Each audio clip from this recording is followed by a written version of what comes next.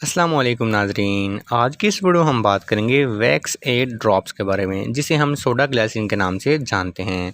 दोस्तों, अगर आपके कानों में दर्द रहती है, सुनने में मसला आता है, कान में वैक्स यानी कि मैल ज़्यादा जमी हुई है, तो ये वीडियो आपके लिए है। इस वीडियो में आपको बताऊंगा कि कैसे आप अपने घर पर ही वैक्स एड ड्रॉप्स या सोडा ग्लाइसिन का इस्तेमाल करके अपने कानों की सफाई कर सकते हैं, इन्हें ठीक रख सकते हैं। तो चलिए वीडियो शुरू करते हैं। ग्लाइसिन को कान में वैक्स यानी कि मैल को डिज़ोल्व करने के लिए इस्तेमाल किया जाता है। ये कान में जाकर मैल को नरम कर देता है और उसको बाहर निकालने में हेल्प करती है। कान में एक हद तक वैक्स का होना लाजमी होता है, क्योंकि अल्लाह पाक ने हमारे कान को बनाया ही इस तरह है कि अगर कोई कीड़ा या कोई हशरात हमारे कान में चला जाए तो वो अंदर फंस जाए और वहाँ पे ही दम तोड़ दे। दोस्तों, अगर हमारे एयर कैनाल के अंदर वैक्स बिल्कुल मौजूद नहीं होगी तो कोई भी कीड़ा या हशरात सीधा जाके एयर ड्रम को रप्चर कर सकता है, जिसकी वजह से हमें मुश्किल बहरेपन का शिकार होना पड़ सकता है। दोस्तों, वैक्स हमारे कान को नरम रखने का काम भी करती है।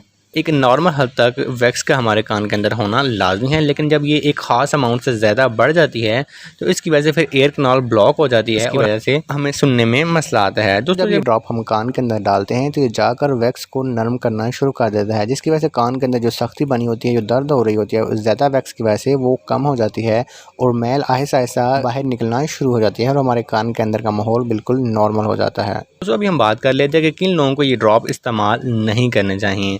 दोस्तों, ऐसे लोग जिनके कान से पस निकलती है या ओटिटिस मीडिया या उनको कोई कान के अंदर सीवियर इन्फेक्शन हुआ है, जिसकी वजह से उनके कान को हाथ भी नहीं लगाया जा सकता, तो ऐसे लोगों को ये ड्रॉप्स का इस्तेमाल नहीं करना।